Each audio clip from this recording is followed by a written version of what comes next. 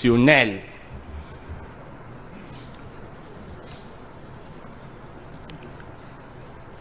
Je vais donc me contenter, de façon très rapide.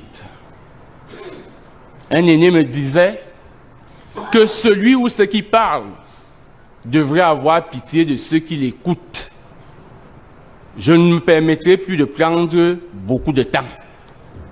Vous en avez beaucoup entendu.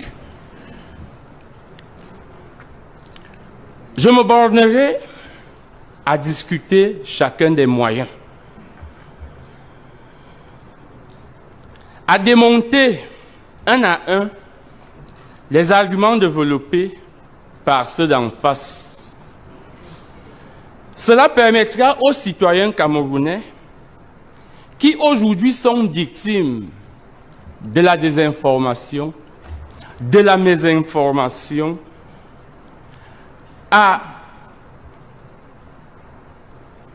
se rendre compte qu'il y a la vérité, à la cerner, à la saisir et à revenir à la réalité pour qu'ensemble, nous aplanissions les chemins qui nous mèneront sereinement à la fermeture de la page de l'élection présidentielle du 7 octobre 2018. Cela dit, je prends le premier moyen qui a été soulevé par le professeur Maurice Kamto. Monsieur le Président, honorable membre du Conseil constitutionnel, j'ai failli dire qu'il s'agit d'un moyen pour rire. On vous parle de la violation de l'article 286 alinéa 1 du Code électoral. Le candidat Biya aurait bénéficié du financement de la campagne électorale de façon inégalitaire. Les autres, soit n'ont rien eu, soit l'ont eu en retard. Monsieur le Président, vous me permettrez chaque fois de lire un peu l'articulation du mémoire de M. Kamto. La violation proviendrait du fait que le financement n'a été rendu disponible que 3 jours avant le début de la campagne électorale. Mais, Monsieur le Président, que dit la loi? Il faut que nous revenions sur la loi. La loi dit que les fonds doivent être mis à la disposition des candidats après la publication des listes. Les listes ont été publiées le 7 août 2018 par Elections Cameroun, suivant résolution du Conseil électoral. Par la suite, cette résolution a d'ailleurs été confirmée par votre auguste institution. Les fonds de campagne ont été mis à la disposition des candidats le 19 septembre 2018. Et la campagne a commencé le 22 septembre 2018. Sauf si nous faisons de la magie. Moi, j'ai bien l'impression que le 19 septembre, c'est après le 7 août, et le 22 septembre, début de la campagne, c'est après le 19 septembre. Donc, ils ont reçu ces fonds après la publication des listes et avant le début de la campagne. Mais ils veulent vous faire croire que ça n'a pas été le cas. En réalité, le problème, il est tout ailleurs. Ils veulent nous faire croire que la loi a fixé un délai minimum ou maximal avant lequel ou après lequel les fonds de campagne devraient être mis à leur disposition. Ce n'est pas le cas. On dit simplement après la publication. Monsieur le Président, les bornes temporelles que je vous ai indiquées tout à l'heure viennent montrer que ce moyen a certainement été fait simplement parce qu'on voulait grossir la requête. Prenons maintenant le deuxième moyen. Sur la violation de l'article 91, alinéa 1 et 5,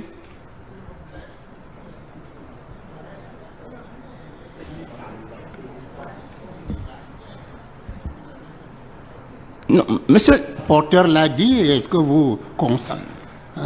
Monsieur le Président, la répartition ne saurait être jugée d'inégalitaire. C'est écrit simplement, dans le moyen, vous répondez au moyen. Simplement parce qu'il nous souvient que chaque candidat a reçu exactement le même montant, c'est-à-dire 15 millions. Et peut-être qu'il faudrait donc indiquer également que la loi n'a jamais précisé le montant qu'il faut mettre à la disposition des candidats. Tout le monde a droit à la même somme. Et c'est ce qui a été fait.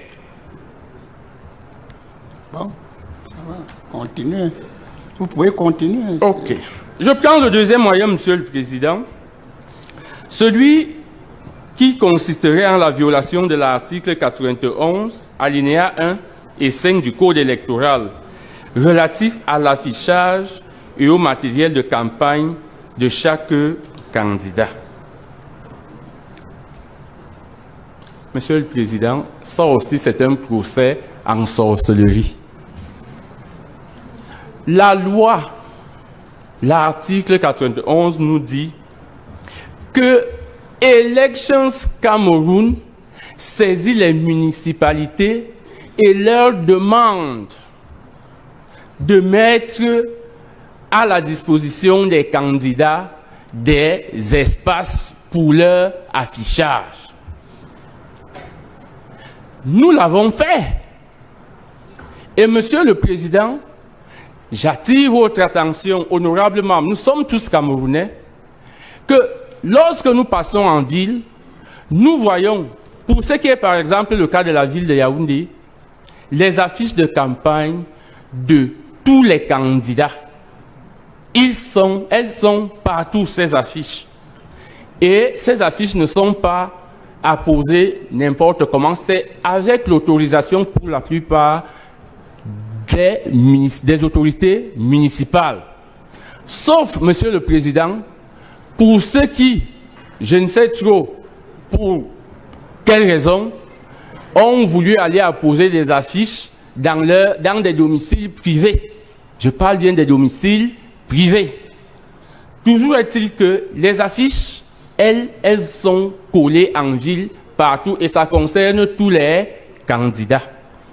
Tout à l'heure, on a voulu vous faire croire qu'Elections Cameroun devrait notifier la décision, je ne sais pas s'il s'agit même d'une décision, devrait indiquer aux représentants des candidats ou aux candidats eux-mêmes ou à leur parti politique que vos espaces d'affichage, c'est tel quartier, tel endroit, tel ou autre endroit. Ce n'est pas vrai. La loi ne l'a pas prévu.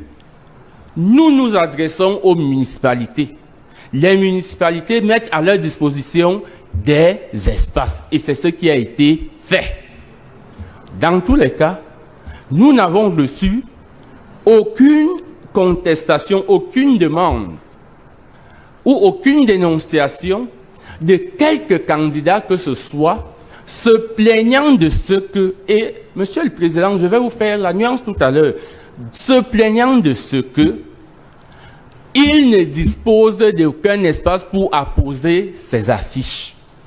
On vous a lu une requête tout à l'heure, et cette requête-là demandait à Elections Cameroun d'indiquer quelles sont les places où les affiches devraient être apposées. La loi, puisqu'il s'agissait d'ailleurs d'une causerie entre gentlemen, nous avons rappelé à ce représentant du MRC qui nous a approchés pour lui dire, nous lui avons dit que la loi ne nous demande pas de vous notifier quoi que ce soit. Rapprochez-vous des municipalités et en cas de problème, revenez, nous saurons quoi faire. Monsieur le Président, jusqu'à ce que la campagne s'achève, aucune autre récrimination n'a été enregistrée. Alors, que reproche-t-on aujourd'hui à Elections Cameroun? Qu'est-ce qu'on demande à Elecam?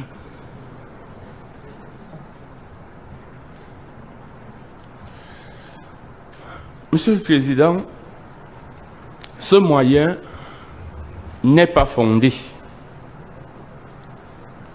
Il n'est pas fondé et je vais terminer en disant sur le moyen, bien entendu, que si récrimination il y aurait eu, c'est certainement dans ce monde virtuel dans lequel on voudrait nous introduire. Nous ne les y suivrons pas. Je prends ensuite le troisième moyen qui poserait la violation de l'article 87 du Code électoral.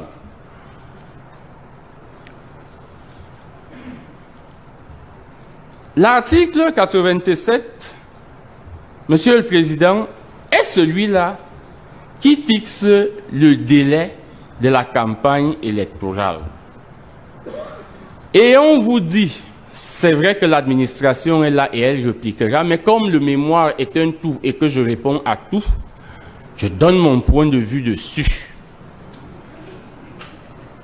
On vous dit que l'administration, notamment le ministre de l'administration territoriale, a pris un arrêté qui a écourté ou qui aurait écourté les délais de campagne parce que l'alinéa 1 de cet article aurait dit que la circulation des personnes et des biens par voie routière, ferroviaire ou aérienne est interdite du 6 octobre 2018 à partir de 18 h au 7 octobre 2018 à 18 h. Monsieur le Président, lorsqu'on s'arrête là, je trouve qu'on fait preuve de mauvaise foi. Parce que l'alinéa 2 du même article vous dit que les dispositions de l'alinéa ainsi dessus ne sont pas applicables, petit a, aux personnes et aux biens circulant dans un périmètre urbain ou dans une même localité située en zone urbaine. Alors, Monsieur le Président, de quoi parle-t-on? On voudrait nous faire croire qu'il y a eu un couvre-feu au Cameroun la veille des élections.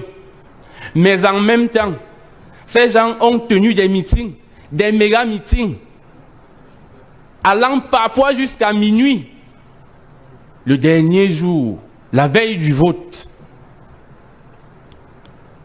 Internet est fait pour nous servir, mais il n'est pas une république et nous nous en servons comme tel. C'est pour cela qu'au jour d'aujourd'hui, il est possible de retrouver sur Internet les images de leur campagne dans la nuit du 6 octobre 2018. C'est des endroits où nous devons stocker des informations. Mais ce n'est pas là-bas que nous irons faire la vraie vie. La vraie vie, c'est ici. Monsieur le Président, vous avez certainement compris que la liberté d'aller et de venir, qu'on dit avoir été violée et qui aurait entraîné la violation de l'article visé au moyen, n'est pas effective. Ce moyen n'est pas fondée.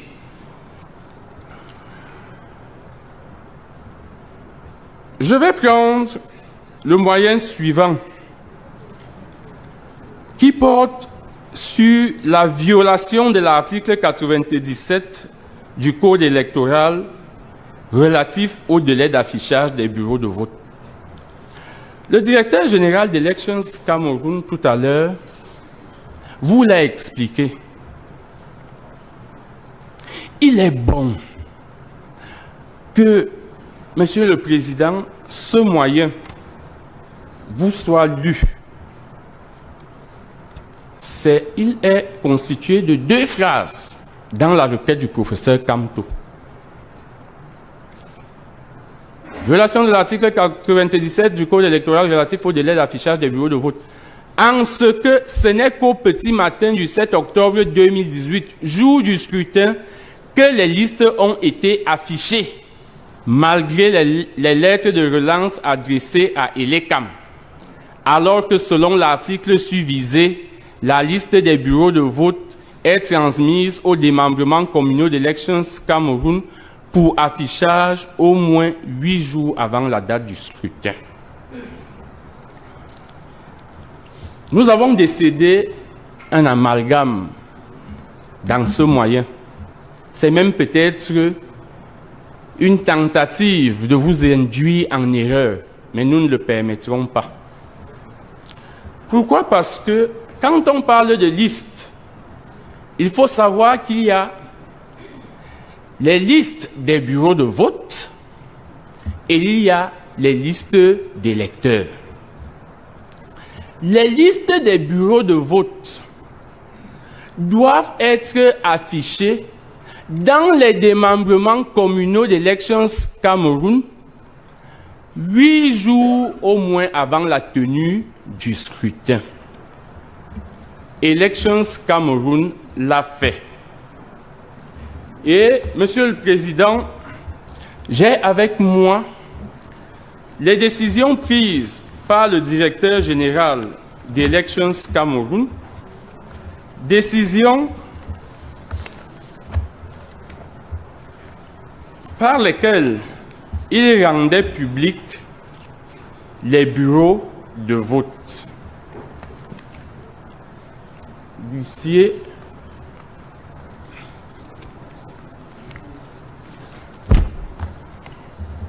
peut vous les porter. Il s'agit de 10 décisions prises pour l'affichage des bureaux de vote dans les 10 régions du Cameroun. Et une fois cet affichage fait, Monsieur le Président,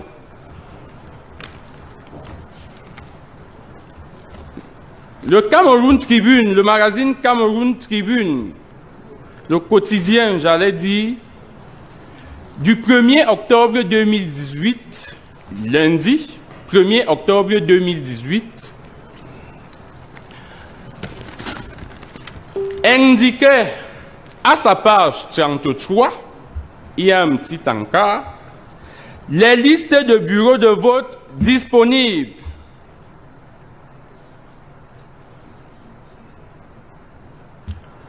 Le quotidien Cameroun Tribune relayait l'information de l'affichage des bureaux de vote.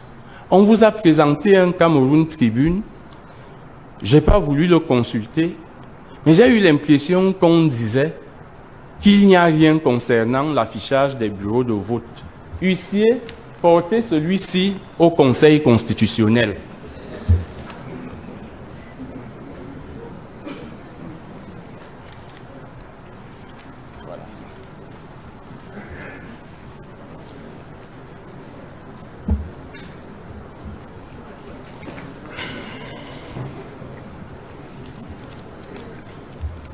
C'est où?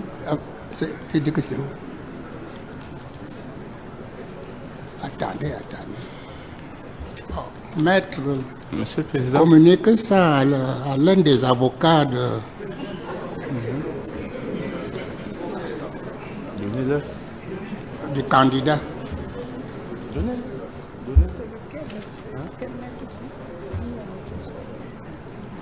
Alors, Monsieur le Président, Les listes ont bel et bien été affichées. Je parle des listes des bureaux de vote. Elles ont été bel et bien affichées.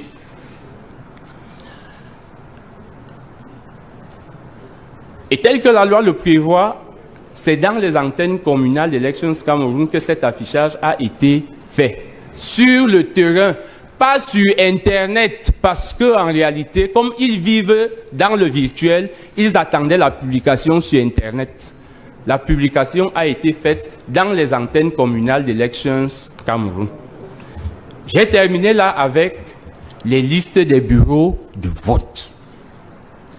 Prenons maintenant les listes d'électeurs.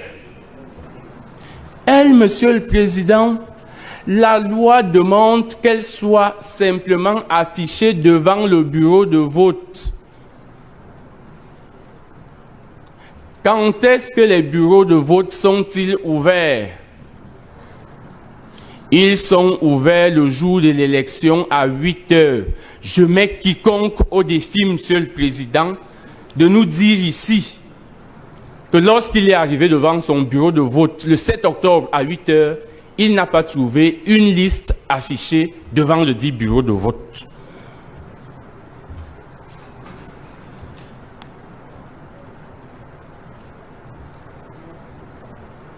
Ces listes étaient bien présentes.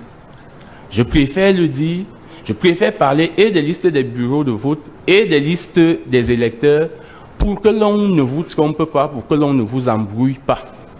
Et je voudrais faire un petit rétro-pédalage pour parler des listes des bureaux de vote.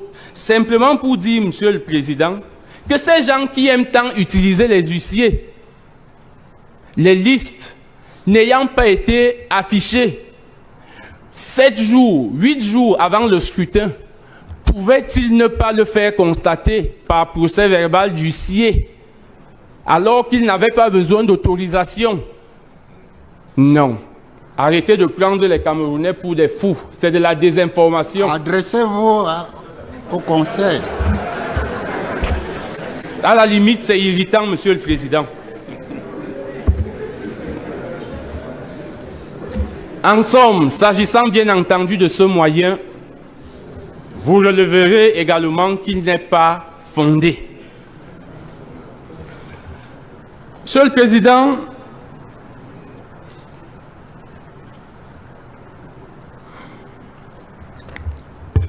je prends le moyen qui suit.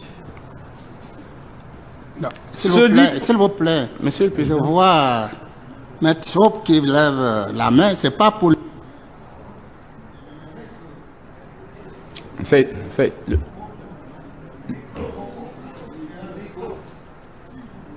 Prendre à nouveau la parole, on verra. Sinon, on ne pourra pas avancer. Tout à fait. Vous avez eu 2 jours pour vous exprimer. Bon. Maintenant, pour qu'on évolue, laissons que tous vos contradicteurs passent et notez les endroits où vous voudrez intervenir à nouveau. Ça c'est la méthodologie qui me paraît logique. Merci. Oui, vous pouvez vous asseoir. Continuez.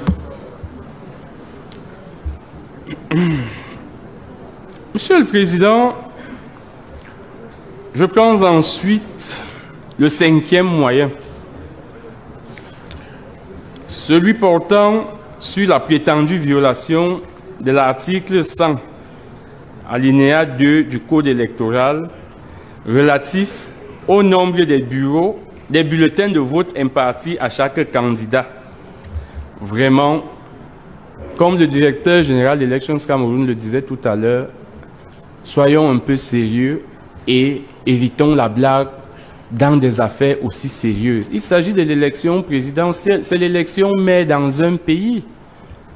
Comment peut-on concevoir que dans un bureau de vote, alors que la procédure de vote est clairement indiquée et consiste pour chaque électeur à prendre une enveloppe et un bulletin de chaque candidat, qu'on veuille vous faire croire que les bulletins du candidat Kamto, eux, se sont épuisés alors que ceux des autres étaient là. Ce n'est pas possible. Tous les bulletins s'épuisent au même moment et ils sont complétés au même moment si besoin est. Qu'on ne vienne pas, Monsieur le Président, puisque la tribune a été utilisée pour s'adresser au peuple, qu'on ne vienne pas le tromper. Ce n'est pas possible. Tous les bulletins sont épuisés au même moment. Et, Monsieur le Président, je voudrais attirer l'attention du Conseil constitutionnel sur le fait que jusque-là, après 2 jours de prise de parole, personne ne vous a dit où les bulletins du professeur Kamto ont été épuisés et n'ont pas été rassemblés. Or, si on avait cette information, on pourrait vérifier dans le procès verbal conçu par la commission locale de ce bureau de vote et voir si le représentant du MRC qui aurait relevé le fait a émis cette réserve en signant son procès verbal. Jamais ils ne vous ont dit dans quel bureau de vote cela a été observé. Mais c'est possible. Il est possible que ça arrive sur Internet. C'est sur Internet que cela s'est certainement fait. Mais dans aucun des bureaux de vote ouverts dans le monde réel au Cameroun par Elections Cameroun. Pour l'information des candidats, des citoyens, il est bon de savoir que dans chaque bureau de vote, on envoie un nombre de bulletins de vote correspondant au nombre d'inscrits majoré de 25%. Alors quand bien même les bulletins viendraient à s'épuiser, il y a un stock suffisant pour son remplacement. Il est donc clair que l'article 100 alinéa 2 dont on prétend la violation n'a jamais fait l'objet de la dite violation. En cela, le moyen n'est pas fondé. Je prends l'article 6, le sixième moyen, sur le non-respect du retrait du candidat à Kérémouna. Monsieur le Président, un certain nombre d'éléments vous ont précédemment été donnés par le directeur général des élections. Je voudrais parcourir avec vous les étapes qui permettent de savoir quels sont les candidats à une élection présidentielle au Cameroun.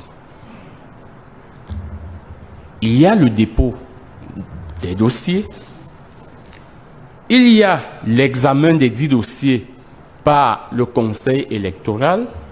Cet examen est sanctionné par une résolution de ce Conseil. Cette résolution vous est notifiée. Elle fait l'objet de contestation par les partis, les candidats qui ont été, dont les déclarations de candidature ont été acceptées ou rejetées. Vous connaissez de ce contentieux et à l'issue, vous confirmez la résolution acceptant les déclarations de candidature. C'est une décision du Conseil constitutionnel qui fixe en réalité le nombre de candidats à une élection présidentielle.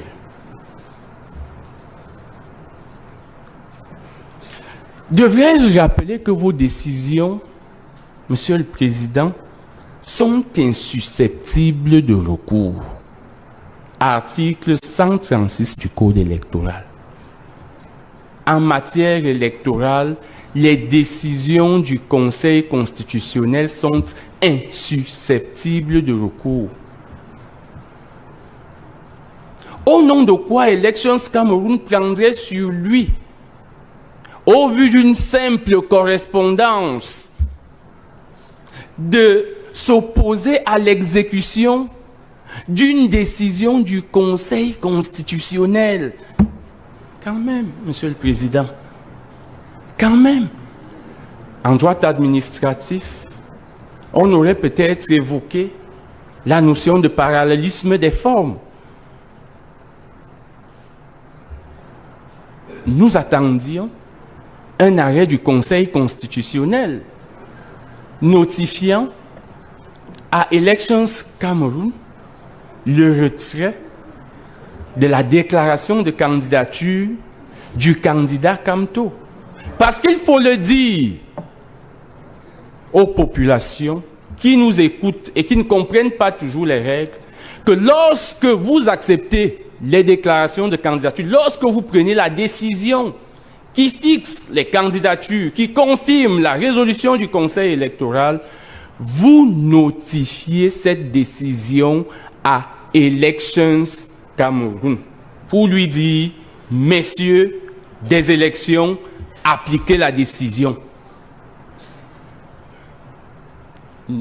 Monsieur Akeremouna ne nous a jamais notifié une décision nous indiquant le nombre de candidats qu'il devait avoir à l'élection présidentielle du 7 octobre 2018. C'est le Conseil constitutionnel qui l'a fait. Et nous ne savons pas comment est-ce que nous aurions pu, sans violer la loi, prendre les bulletins de vote de ce candidat et les mettre de côté. Nous ne savons pas comment nous aurions pu le mettre hors course, alors que vous en aviez décidé autrement.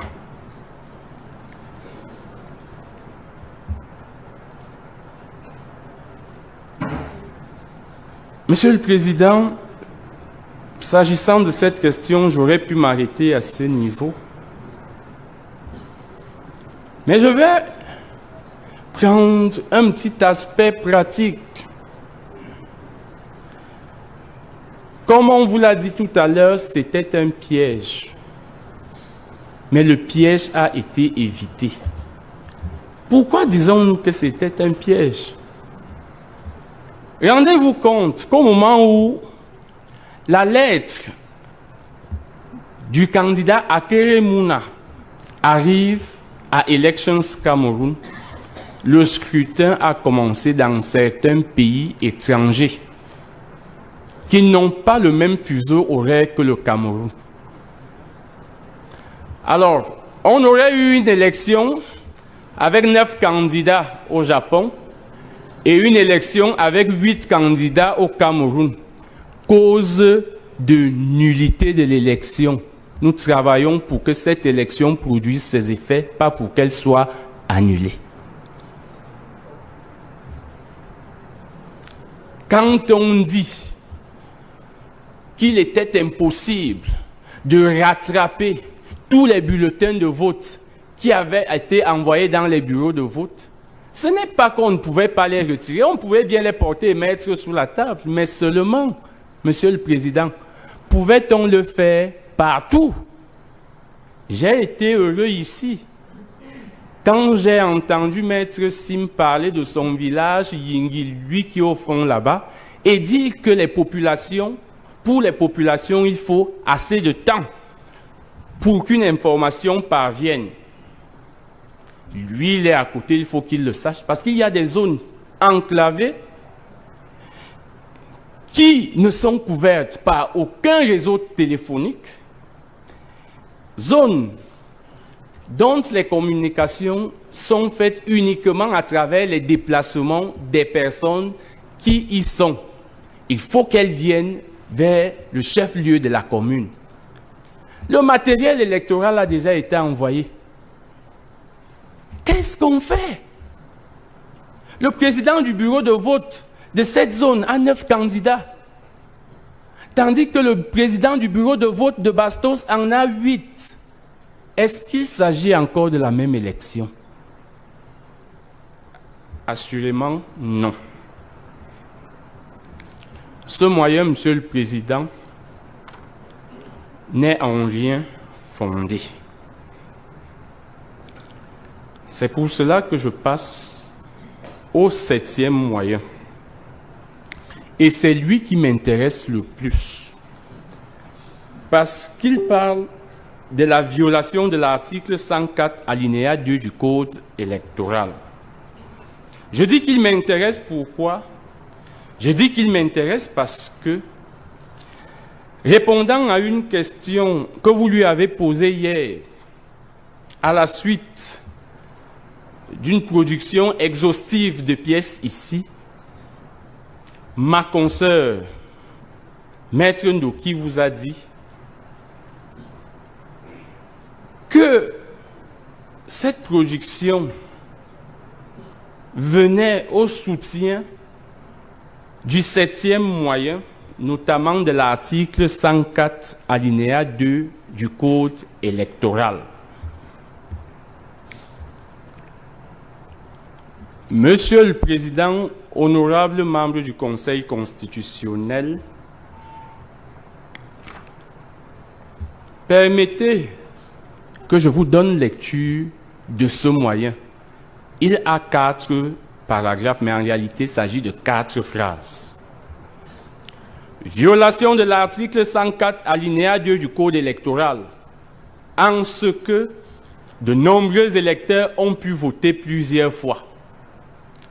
Alors que l'article 104 petit 2 énonce que l'électeur, après avoir fait constater son identité, prend lui-même une enveloppe et chacun des bulletins de vote mis à sa disposition rentre obligatoirement dans l'isoloir et y opère son choix. Il ressort de l'isoloir et après avoir fait constater à la commission locale de vote qu'il n'est porteur que d'une seule enveloppe, introduit celle-ci dans l'urne. Le plus important commence donc. En l'espèce, à titre d'exemple, dans le bureau de vote de l'école maternelle du secteur militaire 2 de Boya, plusieurs militaires ont voté plusieurs fois. Par ailleurs, dans la zone rurale de Boya, entièrement désertée par la population, des militaires ont voté en lieu et place des électeurs. Monsieur le Président, le moyen parle de Boya, du département du Fakou. On est venu ici avec une tonne de documents. On parlait même de 30 départements. Il faut qu'on vous apporte les preuves des irrégularités qui auraient été enregistrées dans 30 départements. Pourtant, dans la requête, on parle du seul département du Fakou et d'ailleurs de la seule commune de Boya. Monsieur le Président, il faut que nous nous accordions.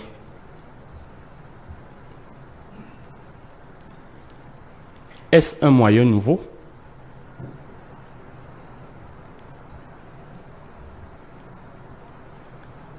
Est-ce un complément au 7e moyen?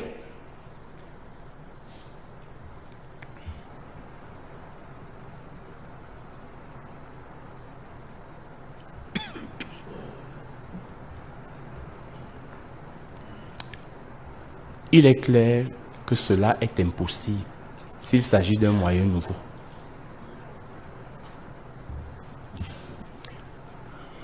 Non seulement le moyen ne peut pas être nouveau ici, mais en plus on ne peut même pas le compléter. Simplement, Monsieur le Président, parce qu'il n'obéirait pas à la forme prescrite par la loi et au délai prévu par le Code électoral. La loi fixe à 72 heures le délai dans lequel les requérants doivent déposer leur recours au greffe du Conseil constitutionnel. Et on parle de requêtes. De nouvelles requêtes ne peuvent pas être formulées en cours d'audience. elles sont irrecevables. Et c'est pour cela que quand je voyais l'agitation de la salle hier, en même temps que j'avais mal, en même temps j'étais amusé. Parce que je savais que j'allais dire au peuple qu'on prenait à témoin, on vous trompe. On voudrait amener le Conseil constitutionnel à violer la loi. Or, ce n'est pas possible. Ce n'est pas à vous qu'on apprendra ce que dit la loi. Vous la connaissez, et même très bien. Monsieur le Président, une fois cela dit, je vais peut-être me concentrer sur la ville de Buea.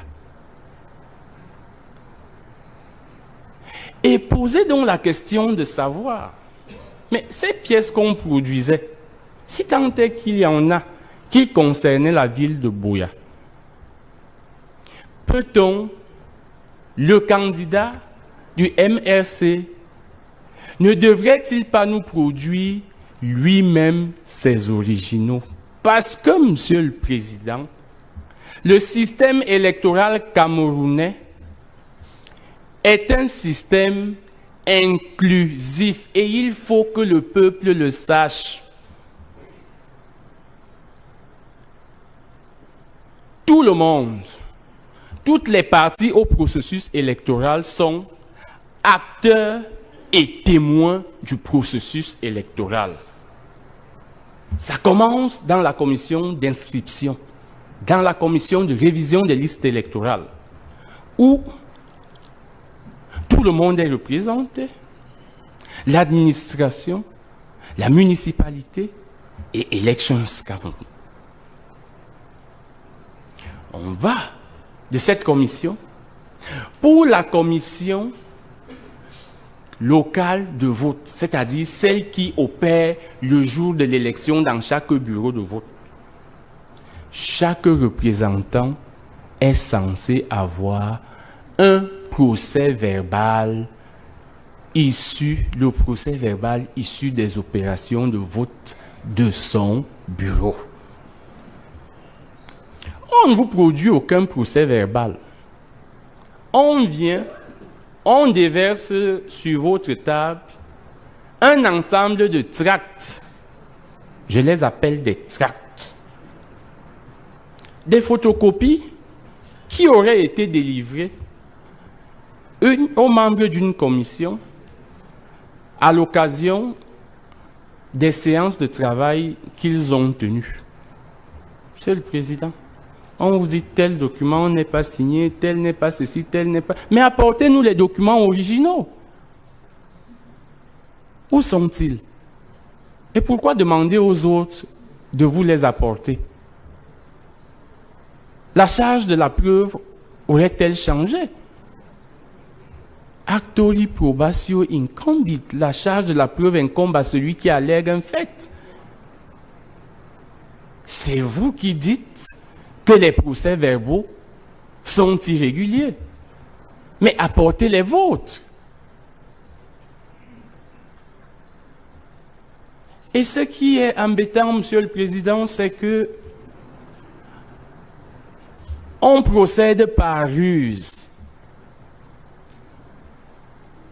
Pouvez-vous imaginer que lorsque, à la Commission nationale de recensement général des votes, on distribuait ces documents de travail, on était loin d'imaginer que le représentant du MRC, secrétaire de cette commission, était là simplement parce qu'il cherchait des éléments avec lesquels il allait, je dis bien, entre guillemets, embêter.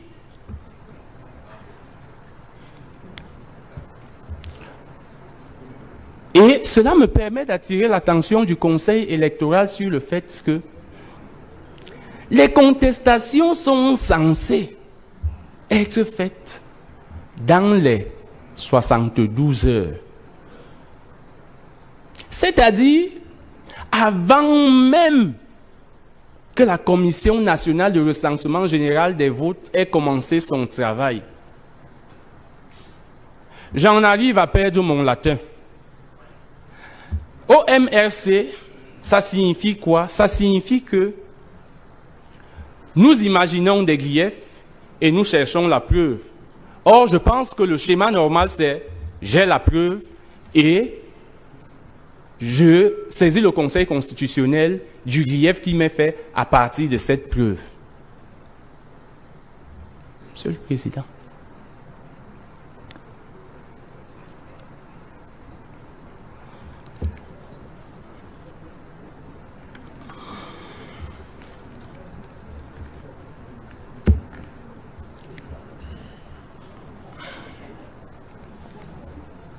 Alors, le comble, Monsieur le Président, a été observé hier lorsque j'ai vu l'équipe de défense de mon professeur, parce qu'il m'a enseigné, professeur Kamto.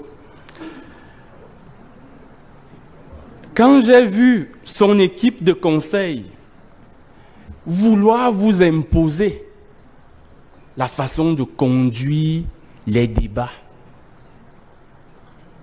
ils vous disent, Monsieur le Président, moi j'en ai été scandalisé. Demander que les documents soient produits. Mais cette prérogative ne leur appartient pas, Monsieur le Président. La loi, en son article 133, alinéa 2, dit qu'il s'agit de ce que le Conseil constitutionnel peut décider de lui-même. Ce n'est pas à eux de vous le demander. C'est vous, honorables membres du Conseil, qui pouvez décider ainsi. Vous êtes libres de le faire ou de ne pas le faire. J'allais même dire que cela est laissé à votre discrétion.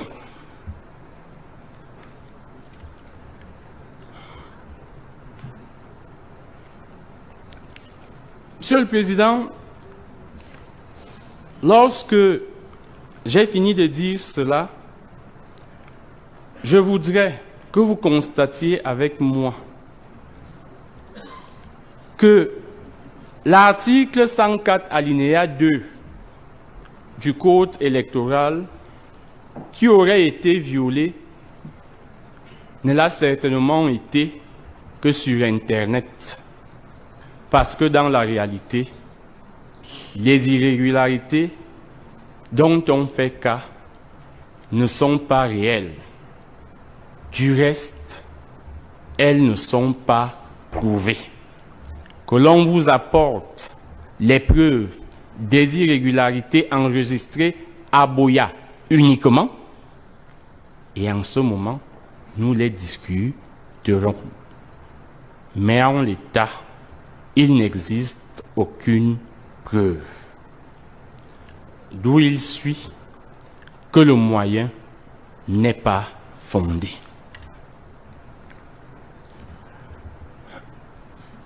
S'agissant du 8e moyen, qui porterait sur la prétendue violation de l'article 20 alinéa 4 du décret numéro 79-448 du 5 novembre 1979, modifié par le décret numéro 85-238 du 22 février 1985, portant réglementation des fonctions et fixant le statut des huissiers. J'ai entendu dire ici que nous avons saisi près de 150 juridictions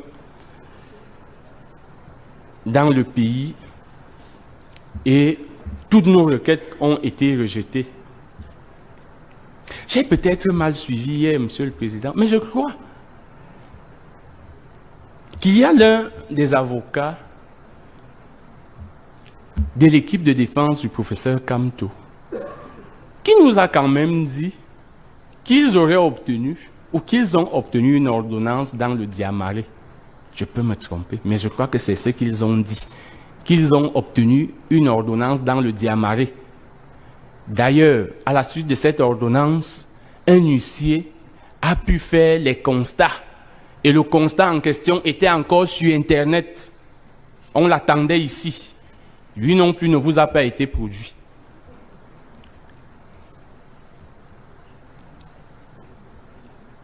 Ce moyen, vraiment, je pense qu'il a été pris simplement pour grossir la requête. Parce que je ne sais pas comment, lorsqu'un juge judiciaire pose un acte qui ne me satisfait pas, comment est-ce que je peux saisir le Conseil constitutionnel alors qu'il y a des voies de recours contre ce type de décision? C'est une décision. Le président rejette votre requête, il vous refuse l'ordonnance, mais vous saisissez la juridiction de recours.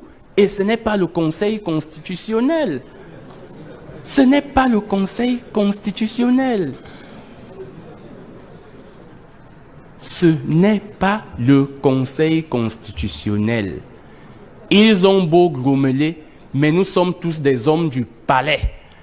Lorsque le président du tribunal de première instance rejette votre requête, Monsieur le Président, vous pouvez faire appel. Vous faites appel.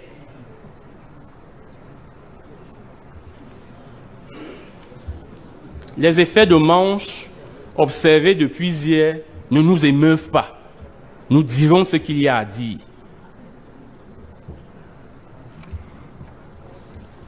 Je n'insisterai pas davantage sur ce moyen qui tombe de lui-même parce qu'il est infondé.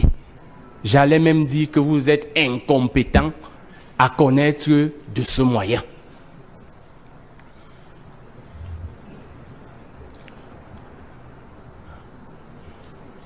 Je viens enfin au 9e moyen, et c'est le dernier, sur la prétendue violation de l'article 54 du Code électoral.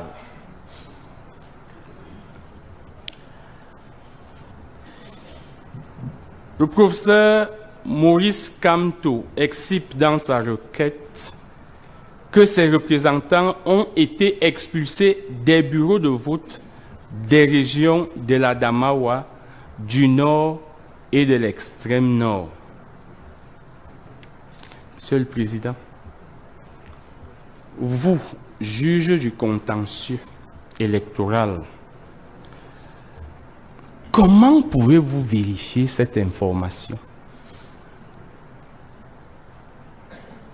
Vraiment, je pense que nous, justiciables, nous devons parfois nous mettre à la place de ceux qui sont chargés de nous juger. Parce qu'au demeurant, il reste des êtres humains comme nous. Comment allez-vous vérifier cette information? Leur parole serait-elle une parole d'évangile? Parce que des informations reçues du terrain, il ressort que dans certains bureaux de vote, dans certaines localités, leurs représentants étaient bel et bien là, mais dans d'autres, ils n'étaient pas. Ce qui veut simplement dire qu'ils n'ont pas eu la capacité de pourvoir tous les bureaux de vote en représentant. Nous vous le disons, et ils disent le contraire. Comment allez-vous faire la vérification? Qui dit vrai? Qui ne dit pas vrai?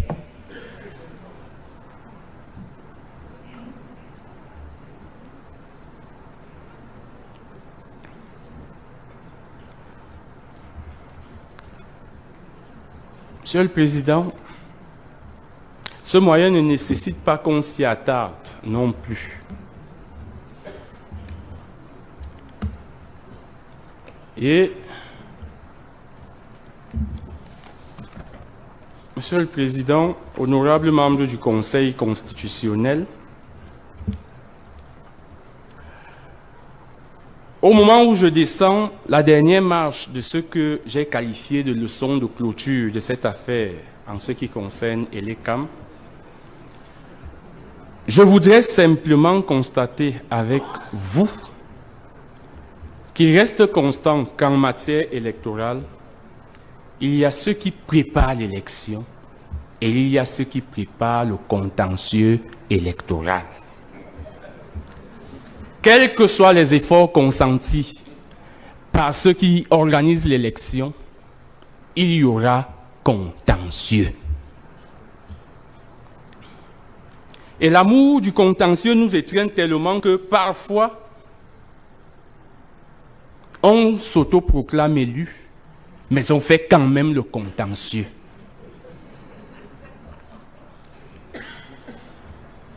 Je voudrais alors me souvenir de cet échange entre deux avocats, éminents avocats de ce pays.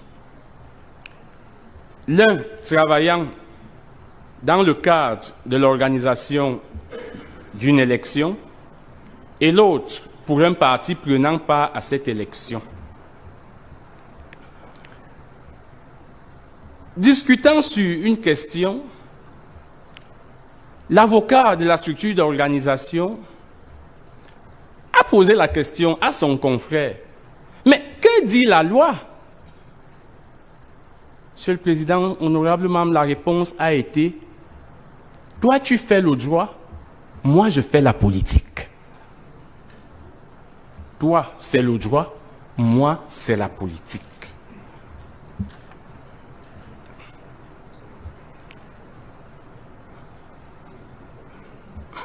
Or, vous, membres du Conseil constitutionnel, vous ne faites pas la politique. Vous faites le droit électoral. Vous en êtes juge. Je vous ai suffisamment donné des arguments. Et d'ailleurs, vous les avez toujours eus. Parce que, quoi qu'on dise, vous êtes ceux-là qui connaissez le droit électoral plus que nous tous. Je suis convaincu qu'une fois de plus, vous en ferez usage afin que l'état de droit triomphe dans notre pays. En quittant ce micro, il me vient à l'esprit cette formule tant adorée par nos prêtres lorsqu'ils disent la messe en latin. Ite missa res. La messe est dite. Je vous remercie. Maintenant, le RDPC, après ce sera l'AT. Après, s'il y a des ripostes, on verra.